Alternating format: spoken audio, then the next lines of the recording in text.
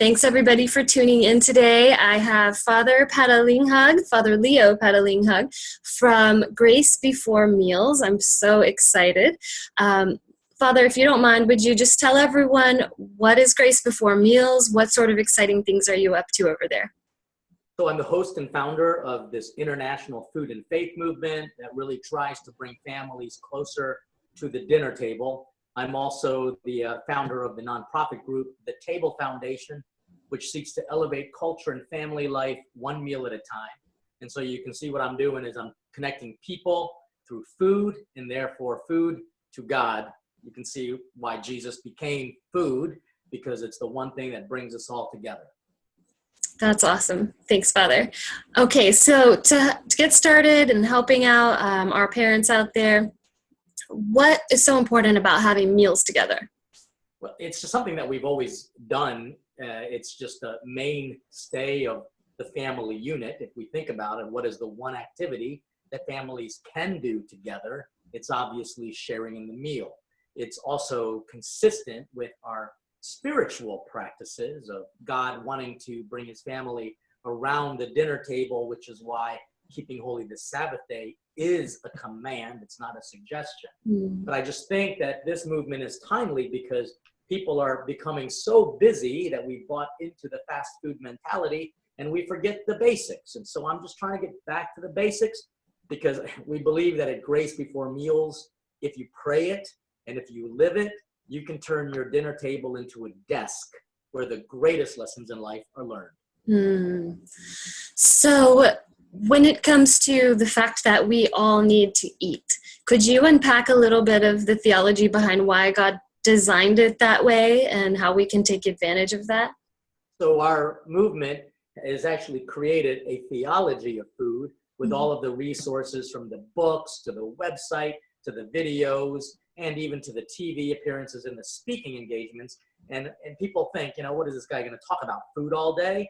Well, yeah, because it's the one thing that we all live for. And if you think about this theology of food, people find that an odd title, but they've heard of the theology of the body before. But I just got to remind people that before God made the body, God made food. And in the body, he created hunger.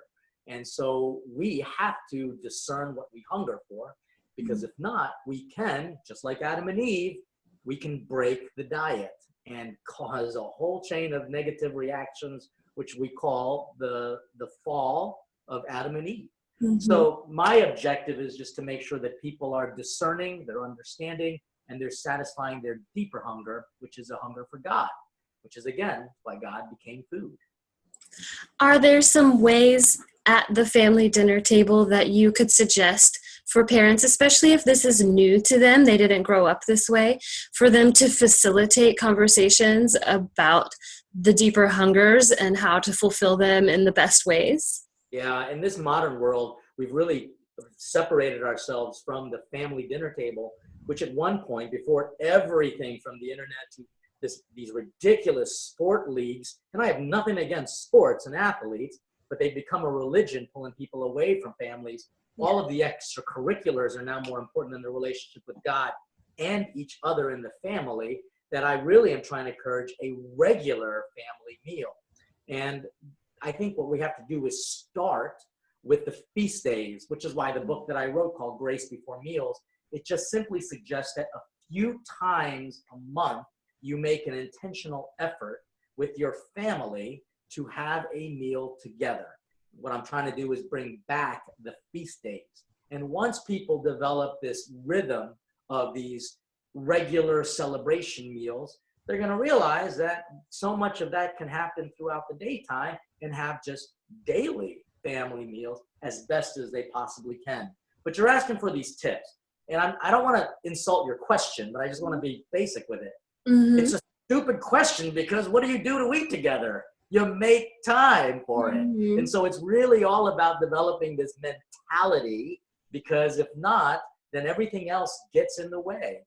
Now, I'm just using the forum as a Catholic priest to inflict a little bit of a Catholic guilt into your subscribers, because if they don't make the effort, if they don't make the intentional decision to say, I need to have a family meal at least a few times a month, then what's going to happen is that your family is going to continue to just drift and drift and drift apart. Mm-hmm. And I might be able to provide tips on how to cook and tips on how to have conversation starters. Mm-hmm. But the greatest tip of all is just prioritize what's important. If it's your family, then what do you do to make your family the priority? Feed them. So, I mean, again, it's not a horrible question. It's just the one that I always say, it's common sense. You know, if you really want to strengthen your family, feed them well. Yeah. Thank you for driving that point home, to make the time and prioritize. That's awesome. Something you touched on is preparing the food together. Yeah. Is that important? What good things could come out of taking the time to discuss and prepare the meals together? Well, it first of all turns your children into cooperators and participants in this liturgy. And the word liturgy is a Greek word that simply means work, which is why when people come to church, it's embarrassing that people don't get anything out of it because they're putting nothing into it. They literally think that they're there to be served. And I'm like, no, that's totally not the scriptures at all. We are there to serve God, serve one another. And the way you do it, I mean, have you ever met a lazy servant who do nothing? They just simply wait until you serve them. You know, this isn't a restaurant that you're in. It's called your home. And so moms and dads have to instill an appropriate level of discipline. That word is a Greek word that means student. It's where we get the word disciple. And if you notice, Jesus incorporated them into the meal process. It called fishermen, for goodness sakes. So when you ask the question about incorporating the family, is it important? No, it's not important. It's necessary. Because if they don't know how to work with the family in providing food for each other, then your kids are going to grow up to be the biggest spoiled brats just waiting to be served hand and foot, left and right. And they're going to treat their families like employees of a restaurant, when in fact, the healthiest families, and we know it, are those families who literally work together and serve one another. So this sounds a little harsh, but it's only because I want to make sure that people don't see this as this very simplistic movement. Oh, this is fun. You know, Father Leo's a great chef. He's a foodie. I don't care if you're a foodie or not. I care about your family. And that's why I'm writing my newest book called Saving Families. And the subtitle is, Who's the Superhero in Yours? But the word super is going to have a corrective little thing in there and add an extra P. So it really is going to say, who's the superhero in yours? And the whole purpose is to remind people that if you're feeding your family, you're a superhero. And who's the superhero? Well, everyone's got to be the superhero in the family. Do you remember a time when you found it such an honor to cook something for your family, for your mom and dad, and you just waited with anticipation to see them eat it? That's really a feeling or an inbuilt response that got put into us because we're all called to feed one another. And if you do that, you become a superhero. That's exciting. I'm looking forward to seeing your new book. Oh, it's taken a while because it's hard. Because you can see I'm basically organizing common sense. I'm organizing the things that we already know. I'm unpacking the natural. We've just become so unnatural these days. We've become so uncommonsensical. You know, your subscribers, your viewers, your audience, they're already aware that there's a problem. But there's a billion other people out there who don't even know how to eat with each other. They don't know how to have conversations, and they don't even see the importance of food, which is why their diets have become a form of a religion. Yeah. One thing I do want to also bring back is you mentioned you could give some tips on how to facilitate the conversations. And maybe, I know our interview is happening during the holiday season. It may also be difficult with extended family, but any sort of tips you have for that charity and conversation around the table would be awesome. Excellent. Charity, because charity requires patience. Charity requires us to make sure we know we're not God. We're just as messed up as the people who are sitting next to us. And while we might not like them or their personality or their lifestyle or their political affiliation, we got to know one thing. You still have to feed them. And so if you put yourself in the posture of servant, it's not about you telling them what they want to eat. It's about you listening to them. So this really requires the people who are part of my movement, people who really want to be superheroes, to be more listeners than speakers, to be more facilitators of comfort, giving people cum forte, which means with strength. People who are going to be compassionate, which means people willing to suffer with one another. In other words, put yourself in the posture of servant. That will mean that you're not there to tell them, oh, you got to break up with this person. Oh, you got to vote for this candidate. You're not going to be shoving yourself down their throat. You're going to be creating a sacred space where you just simply let them know you are valuable. I love you. I welcome you. And you are part of my messed up, broken human family. So number one, just talk less. I know you're probably thinking, well, then let this priest shut up. But talk less and do more listening to the people. That's first thing, because these holidays are really just about noise. And if we're really engaging the holidays, we got to be more silent, just like Zacchaeus, just like, Zechariah, that is, who was made quiet, just like Joseph, Saint Joseph. He didn't say anything in the scriptures. And then the last thing that Mary says is do whatever he tells you. So if we can take the posture of silent and just more active listening, we might actually hear that even though these people we disagree with and they get on my nerves totally, it's really a part of their brokenness just kind of coming out. And we've got to be the patient physician. And the best doctors are the ones who are listening. And that's what we've got to do. So tip number one, listen more. Secondly, don't think that you're going to solve the world's problems in one dinner.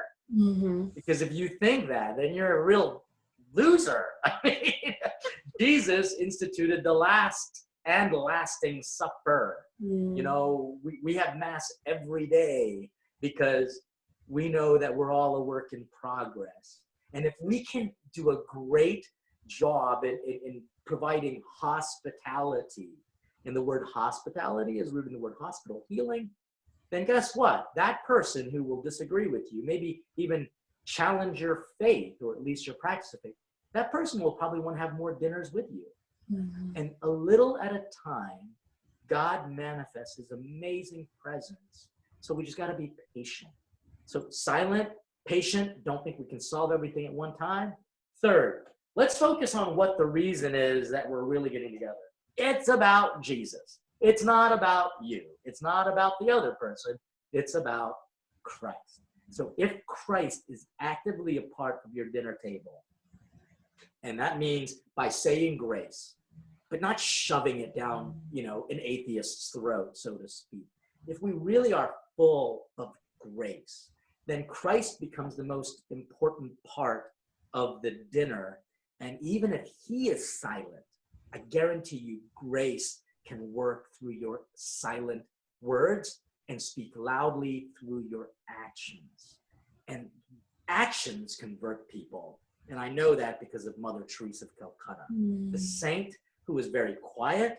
All she did was serve people, no matter how different they were, no matter who they were. And she brought about many conversions by her actions because she was just full of grace. That's a lot there. I'm sorry. That's why I write the book. So exciting. One thing too is, some of our audience are new to Catholicism. They're not that familiar with things like the concept of the Eucharist. What would you have to say to kind of introduce some of us to the Eucharist and connecting it to these family meals and our hungers?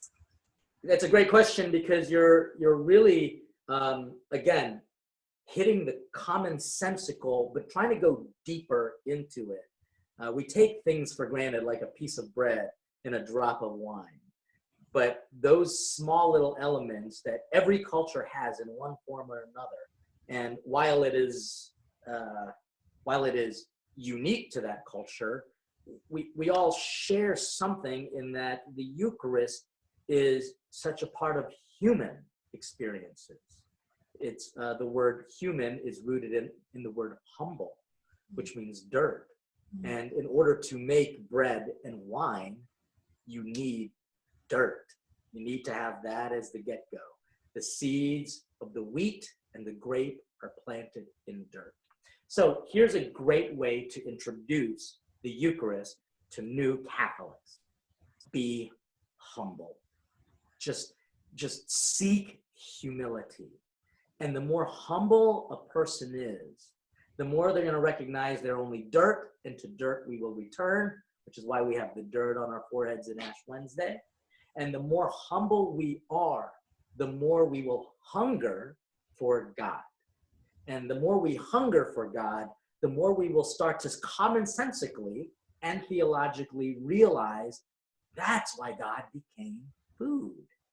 And that'll make you hunger for the food he became, bread and wine, which is so funny because those two ingredients or food products are now under great suspicion. People don't even want to eat bread anymore, and people, they think that wine is just for snobby people or to get people drunk. No. That's not at all. It's about being the basics of a human society. So start with humility, ask yourself what you're hungering for, and then you'll see very logically and systematically why Jesus became food, to satisfy our deepest hunger for him. Thank you, Father. I hope that helps. Yeah. Is there anything else that comes to your mind on this topic of forming children around the dinner table? Yeah, there's so much. Again, that's why I'm writing the book, that we have to be age appropriate. You're coming to me, you're saying as a new Catholic, but you're already a deep Catholic. I am, yes. But a lot of your listeners are going to say, oh, I'm so new to these things. That might be true. You might be new to the culture, but you're not new to God. and you got to know that God has known you and loved you and has been inviting you for a long, long, long time. And so you should take comfort that there's always been a place for you at his table. But in forming your family, we have to take a very patient approach, knowing that every person is at a different stage of development, which is why the new book on saving families is going to be with chapters to break it down per age group. How is it to feed your family when they're toddlers is going to be a lot different than when they were teenagers. And as hard as it was to feed toddlers, it's way more difficult to feed teenagers, especially when you want to feed them the deeper things that really satisfy their souls. So again, it requires the people who are feeding and cooking and gathering to be really attentive, really listening to the hungers of the different age groups. The other thing too is, I've said it before, making sure that they are appropriately involved in the cooking process. I remember setting the table since I was 4. I got it always wrong, which side the fork goes on, but I now know it, but it was only because it's a part of my growing up. And then the other thing is making sure that the cleaning up process is certainly a family experience too. And I just think that if we take this season seriously, we'll also do what we can to feed people who don't have families, to just be more inviting. My mom and dad were amazing. We were and they were and still are inviting people. I walk into my parents' home, I don't even know who these people are, but they're just so welcoming that they are constantly trying to bring about more people to the table. Doesn't that sound like Jesus? Doesn't that sound like the saints? In other words, be more inviting. I love it. And one other thing I do want to touch on before we wrap up is, your ministry is grace before meals. So with praying at the dinner table, some of us that's new. We didn't grow up with that. Do you have any tips or recommendations? Yeah. So 2 things. One, make sure that we at least learn a common prayer, like a common language. It's interesting. I'll go around the world, and if they speak English, they all know, bless us, O Lord, and these thy gifts, which you're about to receive from thy bounty. So it's not hard to memorize a prayer, and the more you take it seriously, the more it becomes natural. It doesn't become that repetitious prayer that annoys Jesus, but it just becomes part of our common language. The same way, as soon as I, sing the beginning of a song that is popular, everybody chimes in, and they're like singing it with gusto. Mm-hmm. That's just because they're familiar with it. So become more familiar with common prayer. The second is make sure that you are also praying from the heart. Before you just jump into the prayer, maybe just take a little moment of silence and say, God, let this be a prayer be from my heart. As simple as that. And you can say anything at that point, and God will love you, even if it is not the most articulate. In this day and age, everybody wants to say things perfectly. And if not, then you'll put like a filter on it, or you'll edit it. I mean, that's what we do to our Instagrams, just to make us look better. Mm-hmm. Just stop. just let it come from your heart. And God will totally understand what you are saying and what you are trying to say. And he will bless and perfect your words in ways that you could never, ever imagine. So familiarity with common prayer, and make sure that it is coming from your heart. Thank you. That's so helpful. Before I let you go today, what else are you up to over at Grace Before Meals? Anything exciting? Too much. Whoa. Yeah, this week is a slow week for us, and I'm glad, because I've been running around. I travel around the world doing a lot of talks and lectures. I even speak for corporate events. We filmed the cooking series. It's monthly, called Cooking for One, using really basic ingredients and limited shopping ingredients, and teaching people how to appropriately stock their pantry so that you're not always spending money on perishable items. Like one, for example, we did a hamburger, ground beef, and we cooked it in 3 different ways: an Italian dish, an American dish, and an Asian dish, even using the little packets from the Asian, the Chinese restaurant, like the soy sauce and the duck sauce. So none of that can go to waste. So that's one thing. Second thing is we're really reaching out with people with the Table Foundation. And we had the first ever mass dedicated to people who were in the hospitality industry, called the Olive Mass. And that's going to be every last Monday of September. And chefs from around the country and around the world have come for this. So it's a big faithful foodie event. Book number 4, you heard about it, called The Saving Families.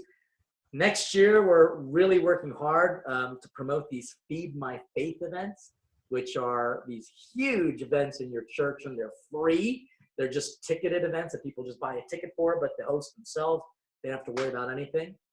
And then filming more next year with EWTN and radio, and even my own video and blog series, as well as podcasting. A lot.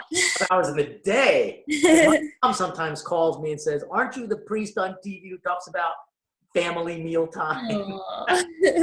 So I got to start taking my own advice and making time with my own family, which I do, which is why the holidays are so awesome for me. Yes, that's great. Oh, and by the way, my nieces and nephews, their songs are on Disney Channel and on Venus. Their group is called JAGMAC, JAGMAC. If they look them up, you're going to see these are very family friendly, but very hip. They're not corny in any way. Yeah. Christ is such a part of who they are. They're like homeschool kids. So your audience and your children will definitely want to hear The Best Christmas Ever by JAGMAC on Disney, on Sirius XM, as well as some of their pop music, a song called Soldiers on Venus. And I was just in the car yesterday and I heard their song on the radio. This is my nieces and nephews, so that's really great stuff. Celebrate. That's cool. Well, thank you for feeding this huge family in the church, and hospitality to everyone. And how can people reach you if they want to? Oh, it's easy. Just go to gracebeforemeals.com. They can see the work of the Table Foundation. They can see everything from the books to my appearances to requesting appearances. I think that's how you reached out to us, right? Just raising 4 meals. So super easy. And find me on Facebook, Twitter, Instagram. And then if you can't find me, it's because I'm taking a nap. Which you need, I'm sure. We all do. We all do. This is true. Also, sleep and food. Thank you so much, Father. It's been so great to have you. My pleasure. Merry Christmas to you all. God bless. Thank you, Father.